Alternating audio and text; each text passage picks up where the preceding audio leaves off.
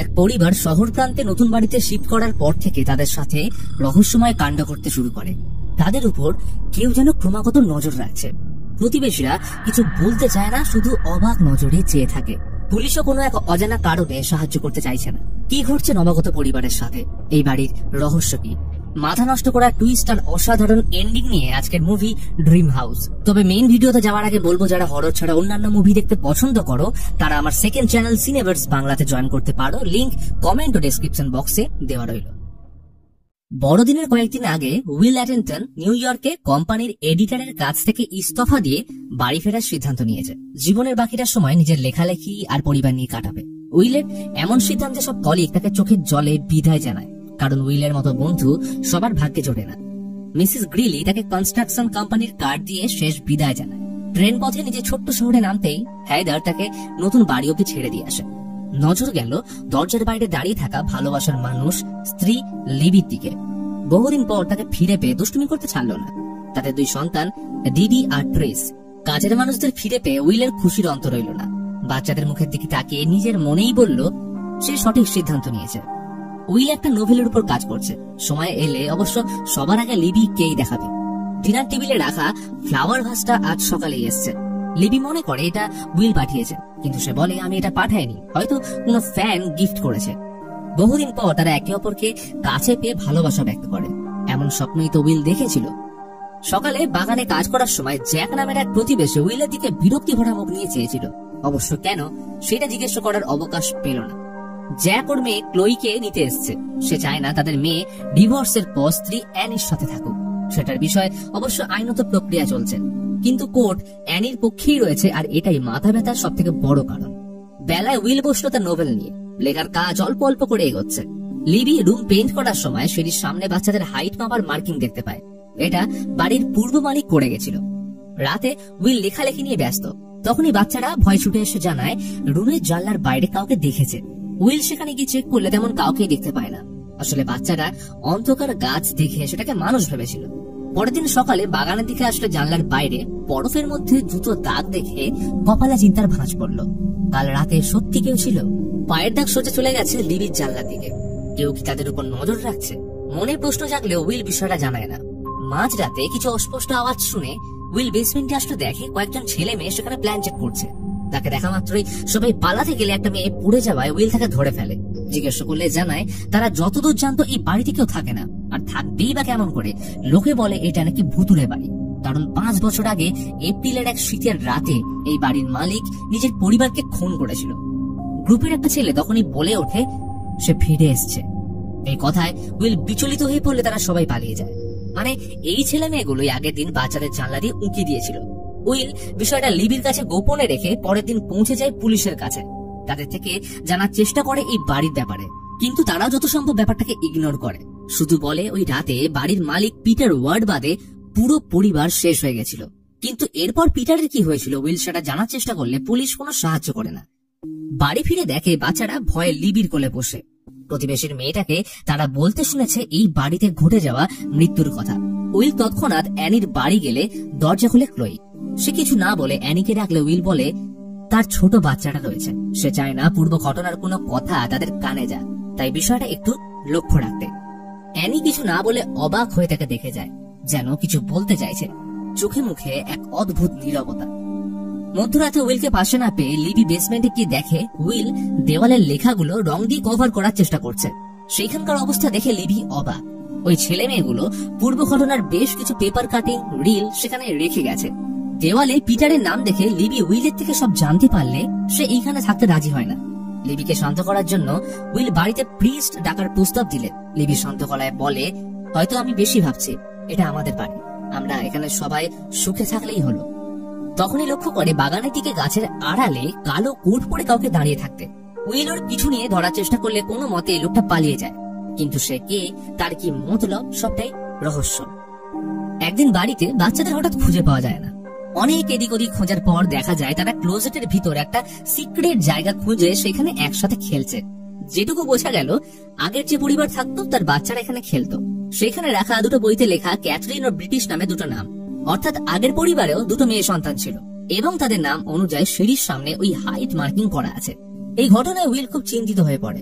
Paper cutting আর reel গুলো নিয়ে দেখতে থাকে। এই বাড়িতে এত বড় ঘটনা হয়ে গেছে, এদিকে তাদের প্রতিবেশী বাড়ির ইতিহাস সম্পর্কে একবারও সতর্ক করেনি। আর হয়তো এই কারণে বাড়িটা তারা সস্তায় পেয়েছিল। উইল প্রমাণগুলো দেখে জানতে পারে পিটার তার ছোট মেয়েকে পিঠে গুলি করে শেষ করেছিল। দুজন এই ঘটনার ভয়াবহতা জেনে তাজ্জব হয়ে যায়। পরের দিন অ্যানি উইলের সাথে প্রথম সাক্ষাতের পর বন্ধুত্ব বাড়াতে তার জন্য কিছু খাবার নিয়ে আসে, কিন্তু উইল তাকে পিটারের ব্যাপারে জিজ্ঞেস করলে সে আচমকা তড়িঘড়ি করে চলে যায়। উইল লিবিকে নিচে না আসার কারণ জিজ্ঞেস করলে সে দেখায় দেওয়ালে 3টে বড় বুলেটের গর্ত, যেগুলো বহন করছে 3 জনের মৃত্যুর ভয়াবহতা।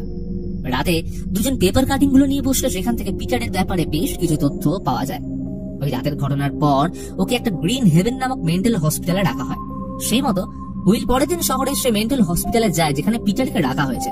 রিসেপশনিস্ট উইলকে ওব্রায়ানের সাথে দেখা করার জন্য অপেক্ষা করতে বললে সে অগোচরে 308 নাম্বার রুমের পেশেন্ট পিটারের সাথে সাক্ষাৎ করতে গেলে সেইখানে রাখা তার স্ত্রী ও 2 সন্তানের ছবি দেখে উইল অবাক হয়ে যায়। তখনই একটা লোককে আসতে দেখে উইল তার উপর চড়া হয়। লোকটা নিজের পরিচয় দিয়ে বলে সে পিটার ওয়ার্ড নয়, তার নাম মার্টিন। পিটার অনেক আগে এইখান থেকে চলে গেছে। অথবা উইল বাড়ি ফিরলে লিবিকে কি উত্তর দেবে ভেবে পায় না। পিটার সেখানে নেই মানে সেই এখন তাদের উপর নজর রাখছে। তাদের বাচ্চারা আর নিরাপদ নয়। আচমকা গাড়ির আওয়াজ শুনে বাইরে আসলে দেখে এক আততায়ী। উইল ধাওয়া করলে সে কোনো ক্রমে গাড়ি নিয়ে পালায়। ঘটনাস্থলে পুলিশ আসলে উইল তাদেরকে পিটারের রুম থেকে পাওয়া তার পরিবারের ছবি দেখিয়ে বলে তাকে গ্রেপ্তার করতে। দূর থেকে অ্যানি চুপচাপ এই ঘটনা দেখছিল। সে কিছু বলতে গিয়েও চুপ করে যায়। আর এদিকে পুলিশ তাদের সাহায্য না করে চলে গেলে আইনের উপর থেকে উইলের বিশ্বাস উঠে যায়। তারা কেন সাহায্য করছে না? ফলে উপায় না থাকায় উইল পরের দিন গ্রিন হেভেনের হেড ডাক্তার ম্যাডলিনের সাথে দেখা করে পিটারের ব্যাপারে সব তথ্য জানতে চায়। প্রথম দিন যখন পিটারকে এখানে আনা হয়েছিল তখনকার ভিডিও দেখায় ম্যাডলিন। পিটার প্রচন্ড ভায়োলেন্ট অবস্থায় ছিল। তার মাথার পিছনে গভীর ক্ষতের দাগ দেখে জিজ্ঞেস করলে ম্যাডলিন জানায় ঘটনার দিন নিজেকে বাঁচাতে পিটারের স্ত্রী পিটারকে মাথায় গুলি করে। সেই গুলি ওর মাথা ছুঁয়ে একটুর জন্য বেরিয়ে গেছিল। এইখানে আনার পর সে একবার পালানোর চেষ্টা করেছিল, কারণ পিটারের বক্তব্য যে ব্যক্তি ওর পরিবারকে শেষ করেছে তাকে সে মেরে ফেলবে। উইল লক্ষ্য করে পিটারের পালানোর ফুটেজে অ্যানি ওই সময় উপস্থিত ছিল, অর্থাৎ সে শুরু থেকে সবকিছু জানতো। তার সন্দেহ একদম সঠিক। তবে চমক হয়তো আরো অপেক্ষা করছিল, কারণ একটা সময় পর সে নিজেকে পিটার নামে ডাকতে অস্বীকার করে, কারণ সে তার পরিবারকে কখনোই শেষ করতে পারে না। এমনকি হসপিটাল আইডি থেকে পিটার নাম সরিয়ে সে নিজের জন্য অন্য একটা ছদ্মনাম রাখে, যেখানে আইডির W11L হয়ে যায় উইল এবং 810 হয়ে যায় অ্যাটেনটন, অর্থাৎ উইল অ্যাটেনটন। ম্যাডলিন তাকে 5 বছর আগের একটা ফুটেজ দেখায় যেখানে পিটার আর অন্য কেউ নয়, স্বয়ং উইল নিজেই। এবং এই কারণেই পুলিশ তাকে হেল্প করছে না। কিন্তু এটা কি করে সম্ভব? উইল যা দেখছে এটা কি সত্যি? উইল বাকরুদ্ধ হয়ে পড়ে। এক কথায় যদি সে মেনেও নেয় তাহলে তার পরিবার তো এখনো জীবিত রয়েছে। উইল রেগে লিবিকে ফোন করলে সে কল রিসিভ করে। তাহলে এটাও কি ভুল? ফেরার পথে দেখা যায় মুভির শুরুতে উইল যে এডিটরের অফিস থেকে বেরিয়েছিল সেটা ছিল গ্রিন হেভেন এবং তার সকল কলিগ আসলে এখানকার অসুস্থ রোগী। এই কারণে তারা উইলকে সবাই চিনত, এমনকি বেশ কয়েকজন তাকে নোভেলের বিষয়ে জিজ্ঞেসও করে। তবে আসল ধাক্কা লাগলো বাড়ি ফিরে, কারণ যে বাড়িতে কয়েক ঘন্টা আগেও সে কাটিয়ে গেছে সেই বাড়ি এখন পরিত্যক্ত অবস্থায়, যেন বহু বছর সেখানে কারোর পা পড়েনি। তাহলে লিবি আর বাচ্চারা কোথায় গেল? দরজা বন্ধ থেকে উইল বেসমেন্টের আউটার দরজা দিয়ে বাড়িতে প্রবেশ করলে দেখে সেখানে কেউ নেই। অর্থাৎ সে এতদিন যে লিবি আর বাচ্চাদের নিয়ে ছিল তারা সকলেই 5 বছর আগে মারা গেছে। এই সবটাই ছিল উইলের মানসিক রোগ, অথবা বলা যেতে পারে হ্যালুসিনেশন। টেবিলে রাখা ফ্লাওয়ার ভাসটা দেখে বুকের ভিতরটা কেঁপে ওঠে। সে পাগলের মতো কাঁদতে থাকে। সিঁড়ির মধ্যে অর্ধেক শেষ করা নোভেলটা লুকিয়ে রেখে টেবিলে রাখা মোমবাতি জ্বালাতে পাশের ঘর থেকে অপেক্ষারত লিবি বেরিয়ে আসে। তাকে বড় চিন্তিত দেখাচ্ছে। বাচ্চাদের কোলাহল তাকে অতীতে টেনে নিয়ে যায়। এখন দুজন পাশে বসে রয়েছে। লিবি ওর কপালে হাত রাখতে বুঝলো প্রচন্ড জ্বরে উইলের শরীর পুড়ে যাচ্ছে। উইল কান্না মেশা গলায় বলল, ওরা বলছে তোমরা কেউ সত্যি নও। 5 বছর আগে তোমাদের অস্তিত্ব শেষ হয়ে গেছে, যেটার জন্য দায়ী আমি। লিবি তার কথা বিশ্বাস না করলে উইল তার বড় মেয়েকে সেই হাইট মার্কারের সামনে দাঁড় করে জিজ্ঞেস করে, তোমার আসল নাম কি? উত্তর আসে বেট্রিস। এরপর আনলো ছোট মেয়ে ডিডিকে, যার আসল নাম ক্যাথরিন। উইলের গলা ভিজে আসে। বুকে চাপা কষ্ট পাহাড় সমান হয়ে গেছে। বুঝতে পারে তার চোখের সামনে দাঁড়িয়ে থাকা প্রতিটা ভালোবাসার মানুষ কেউ বাস্তব নয়, বরং সব তার মনের ভ্রান্তি। যেটা বুঝো লিবি অর্থাৎ এলিজাবেথ ওয়ার্ড চুপ করে আছে, কারণ সে উইলকে খুশি দেখতে চায়। লিবি কিছু না বলে বাচ্চাদের ঘুম পাড়িয়ে উইলের জ্বর কমানোর জন্য মাথায় জলপট্টি দেয়। উইল এক অদ্ভুত মায়ায় ধীরে ধীরে হারিয়ে যাচ্ছে। এটা কি আদতেই স্বপ্ন? মাঝরাতে ঘুম ভাঙলো লিবির চিৎকারে। বাচ্চারা হঠাৎ কষ্ট পাচ্ছে, ওদের দম বন্ধ হয়ে আসছে। লিবির মতে তাদের জ্বর হয়েছে, কিন্তু উইল সব জানে। সে বেট্রিসকে বুকে জড়িয়ে ধরল। তার বুকের মাঝে ও কাঁধে গুলির দাগ, সেগুলো তার শরীর ভেদ করে বেরিয়ে গেছে। আর ডিডি, তারও পিঠে বুলেটের দাগ। সে লিবিকে বাস্তবের আয়না দেখানোর চেষ্টা করে, কিন্তু সে যেন মানতে রাজিই নয়। দুটো ফুলের মতো বাচ্চা শেষ হয়ে যায় মুহূর্তের মধ্যে। সেই রাতের মর্মান্তিক ঘটনার পুনরাবৃত্তি উইলকে তিলে তিলে শেষ করে দিচ্ছে। হঠাৎ দরজায় আওয়াজ। উইল দেখে পুলিশ এসছে। তারা উইলকে বাইরে বের করে পুরো বাড়ি লক করে দেয়। এইভাবে পরিত্যক্ত বাড়িতে যে কেউ এসে থাকা আইনত অপরাধ। তার এমন পরিস্থিতি দেখে অ্যানি এগিয়ে এসে জিজ্ঞেস করলো, তুমি কি সত্যি ওটা দেখতে পাও? উইল উপরের ঘরের জানলা দিকে ইশারা করে। ওই দেখো, লিবি আমায় এখনো দেখছে। অ্যানি শান্ত গলায় বলে, ওখানে কেউ নেই, তোমার পরিবার এখন কবরে শায়িত। বেশ কিছুটা সময় উইল একটা গাছের তলায় বসে কাটিয়ে দেওয়ার পর মধ্যরাতে পুনরায় বাড়ি ঢুকতে গেলে দেখে অলরেডি সেখানে একজন ঢুকে বসে আছে। অন্ধকারে তার মুখ দেখা না গেলেও লোকটা স্বীকার করে এই কদিন সে তার উপর নজর রেখেছিল। আর নজর রাখবে নাই বা কেন, সে তো একজন খুনি। সকালে উইল অ্যানির সাথে দেখা করতে গেলে সে প্রথমবার বাড়িতে ঢুকতে আমন্ত্রণ জানায়। উইল প্রশ্ন করে ওই রাতে কি হয়েছিল, সেটা অ্যানি সচক্ষে দেখেনি, তাহলে সে গ্রিন হেভেনে কেন গেছিল? অ্যানি বলে লিবি তার বেস্ট ফ্রেন্ড ছিল। তার দুই বাচ্চার সাথে ক্লোই রোজ খেলতো। সেদিন অ্যানির সাথে প্রথম পরিচয় নিজের নাম উইল অ্যাটেনটন বলায় পিটার নামটা মুখে এনেও তাকে পুরনো কথা মনে করাতে চায়নি। উইলকে সত্যি তাদের মেরেছিল এই কথার উত্তর লিবি দেয় না, কিন্তু তার মনে হয় সে এই কাজ করতে পারে না। তখনই ক্লোই এসে তাকে জানায় ফ্লাওয়ার ভাসটা সে বাড়িতে রেখেছিল। সে তার দুই বন্ধুকে খুব মিস করে। আচ্ছা, আপনি কি ওটা সত্যি দেখতে পান? উইল কি বলবে ভেবে পায় না। এক অদ্ভুত শূন্যতায় ডুবে যায়। কদিন ধরে উইল স্নান না করায় অ্যানি ওকে ফ্রেশ হতে বলে মেয়েকে নিয়ে শহরে যায় কিছু মার্কেটিং করতে। উইলের মনে শান্তি নেই। চোখ বন্ধ করলে দুর্ঘটনার প্রতিচ্ছবি চোখের সামনে ভেসে ওঠে। বেলায় কলিং বেলের আওয়াজ শুনে নেমে আসলো দেখে জ্যাক। উইলকে বাড়িতে দেখে রাগের চোটে সে মেয়েকে নিয়ে চলে যায়। উইল বুঝতে পারে ওর জন্য এই পরিবারে ঝগড়া হচ্ছে, তাই এখানে না থাকাই ভালো। যাওয়ার আগে অ্যানি থেকে ডাক্তার গ্রিলের কার্ড দিয়ে ওনার সাথে দেখা করতে বলে, কারণ তিনি উইলের চিকিৎসা করেছিলেন। সেই মতো উইল তার সাথে দেখা করলে তার প্রথম প্রশ্ন ছিল কেন গ্রিলি তাকে ছেড়ে দিয়েছিল। তিনি বলেন ওই ঘটনার কোনো পোক্ত প্রমাণ পাওয়া যায়নি, যেটা দেখে উইল দোষী সাব্যস্ত হয়। উইল বলে আমি এখনো আমার পরিবারের খুনিকে খুঁজে বেড়াচ্ছি, আর যদি সেটা আমি হই তাহলে আমি নিজেকে শেষ করে দেব। ডাক্তার বলেন তুমি যদি খুনের দায় স্বীকার করো তাহলে আমি কথা দিচ্ছি তোমায় সুস্থ করে এই ঘটনা থেকে মুক্তি দেব। কিন্তু উইল কিছু না বলেই বেরিয়ে যায়। ফিরে আসে নিজের বাড়ি। দরজার কাঁচ ভেঙে ভিতরে প্রবেশ করে স্মৃতিচারণ করতে শুরু করলে দেখতে পায় লিবিকে। বাচ্চারা এখনো তার জন্য অপেক্ষা করছে। উইল তাদের ঘুম পাড়িয়ে এসে লিবিকে জিজ্ঞেস করে ওই রাতে কি হয়েছিল, কিন্তু সে কিছুতেই বলতে চায় না। তাহলে কি চায় লিবি? সে কেন তাকে গুলি করেছিল? তখনই উইলের মাথার পিছনে স্পর্শ করে গুলির ক্ষত অনুভব করলে লিবি কেঁদে ওঠে। সত্যি সেদিন কি এমন হয়েছিল? শুনতে পেল দরজার আওয়াজ। দেখে অ্যানি। সে অ্যানির থেকে আবারও সত্যিটা জানতে চায়, কিন্তু তার একটাই বক্তব্য, তাকে তার পরিবারকে শেষ বিদায় জানাতে হবে, তাহলে ওদের আত্মা কখনোই মুক্তি পাবে না। লিবি তাকে ভীষণ ভালোবাসত, কিন্তু এখন উইলের এই বাড়িতে ফিরে আসা একদমই উচিত হয়নি। এই কথায় উইল হতভম্ব হয়ে যায়। সে তো জানে এইসব তার মনের ভুল, তাহলে অ্যানি কাদের কথা বলছে? অ্যানি উইলকে চলে যেতে বললে সে বারবার জিজ্ঞেস করে লিবি কিভাবে মারা গেছিল। এরই সাথে পাশে দাঁড়িয়ে থাকা লিবির স্মৃতিচারণে সময় ফিরে যায় 5 বছর আগের রাতে। সেদিন সিঁড়িতে আওয়াজ শুনে বাচ্চারা ছুটে গেছিল বাবাকে দেখার আশায়, কিন্তু সেদিন বাবা নয়, বরং ছিল বয়েস, এক ভাড়াটে খুনি। তার বন্দুকের নিশানায় 2 মেয়ে। ফোনে লাইনে থাকা উইল ওরফে পিটার ঘটনার পরিস্থিতি আন্দাজ করতে পেরে ছুটে যায় বাড়িতে, কিন্তু তখনই বন্দুক গর্জে ওঠে। প্রাণ হারায় ফুলের মতো 2 শিশু। গুলি গিয়ে লাগে লিবির শরীরে। তখনই পিটার বয়েজের উপর ঝাঁপিয়ে পড়ায় দুজনের হাতাহাতি লাগলে সামনে পড়ে থাকা বন্দুক তুলে বয়েজকে মারতে গেলে গুলি গিয়ে লাগে পিটারের মাথায়।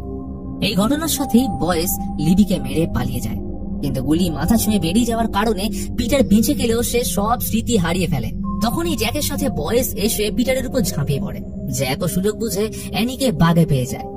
বয়েজ পিটারকে ওষুধ দিয়ে অজ্ঞান করে এবং দুজনকে বেসমেন্টে নিয়ে আসে। আর এই ঘটনার সাথে রিভিল হয় সব থেকে বড় রহস্য।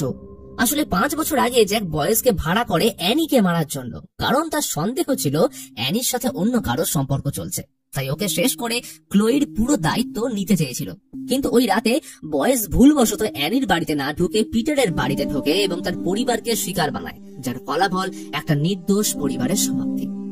ঘটনা বর্তমানে ফিরে আসলে জ্যাক পিটারকে বেসমেন্টে বন্দি বানিয়ে ওর সাথে অ্যানিকে মারার প্ল্যান করে। তখনই আচমকা সে বয়েসকে গুলি করে, কারণ বিগত 5 বছর ধরে সে জ্যাককে ব্ল্যাকমেল করে আসছে এবং তার থেকেও বড় কথা সে 2জন বাচ্চাকে শেষ করেছে, তাই ওর বেঁচে থাকার কোনো অধিকার নেই। জ্যাক অ্যানিকে বেঁধে পুরো ঘটনা এমন ভাবে সাজানোর চেষ্টা করে যাতে পুলিশের মনে হয় পাগল পিটার অ্যানির সাথে নিজেকেও শেষ করে দিয়েছে। সে গ্যাসোলিন ঢেলে সবকিছু পুড়িয়ে শেষ করতে গেলে আচমকা তার পথের কাঁটা হয়ে দাঁড়ায় লিবি। সে পিটারের জ্ঞান ফিরিয়ে জ্যাককে ভ্রান্তির মধ্যে ফেলে দেয়। অর্থাৎ এতদিন সবাই যেটাকে পিটারের মানসিক রোগ ভাবছিল সেটা নিতান্তই ভুল, কারণ এই বাড়িতে সত্যিকারের লিবি এবং তার বাচ্চাদের অতৃপ্ত আত্মা ছিল। জ্যাক অলৌকিক কাণ্ড বুঝে ওঠার আগেই পিটার ওর মাথায় মেরে অ্যানিকে উদ্ধার করে সময় থাকতে বাড়ি থেকে বেরিয়ে যায়। আর বাকি কাজটা করলো বয়েস। সে বেসমেন্টের সিঁড়িতে গ্যাসোলিন ঢেলে জ্যাককে সেইখানেই শেষ করে দেয়, আর দেখতে দেখতে পুরো বাড়িতে আগুন ছড়িয়ে পড়ে। কিন্তু পিটার থামলো না, মায়ার টানে ছুটে যায় বাড়ির ভিতরে। এখনো বিশ্বাস যে পরিবার তার অপেক্ষায় রয়েছে।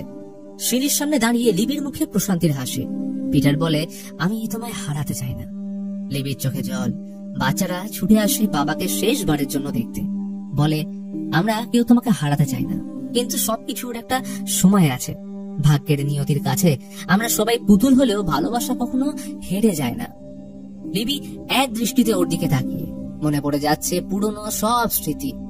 না, সে মানুষ চিনতে ভুল করেনি। জীবনের প্রতিটা মুহূর্তে সে পিটারকে পাশে পেয়েছে ছায়ার মতো, এমনকি মৃত্যুর পরেও। আগুনের লেলিহান শিখায় হারিয়ে যায় পিটারের পরিবার, কিন্তু বেরোনোর আগে নিতে ভোলেনি সিঁড়ির মধ্যে লুকোনো তার নোভেল। ঘটনাস্থলে ইতিমধ্যে পুলিশ দমকল এসে পড়েছে। কেউ কিছু বুঝে ওঠার আগেই সব মায়া পিছনে ফেলে পিটার হারিয়ে যায় নতুন জগতে। এরপর কেটে গেছে বেশ কিছুটা সময়। গোটা দেশ এবং বই পোকাদের মধ্যে তার লেখা নোভেল খুব সুনাম পেয়েছে। পিটার ওয়ার্ড এই নামটা নিয়ে আর কোনো সংশয় নেই। দোকানে রাখা দেশের নাম্বার 1 বেস্ট সেলিং এর তালিকায় নোভেলের নাম জলজল করছে। ড্রিম হাউস, যার গল্প আমরা এতক্ষণ দেখলাম। তো ভিডিওটা কেমন লাগলো অবশ্যই জানা।